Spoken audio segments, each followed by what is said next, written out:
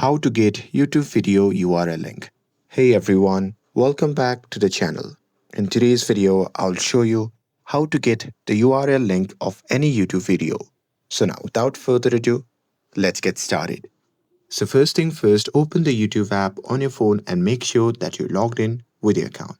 And now here, once you're inside the app, simply find any video that you want. And now here, once you are inside the video, just tap on the share icon which can be seen below the video. And here on the pop-up menu, you simply have to tap on copy link, and with that, now the video URL is saved to your clipboard and is ready to be pasted anywhere. Now here you can simply go to any chats right here and simply paste the URL that you have copied before in that particular chat.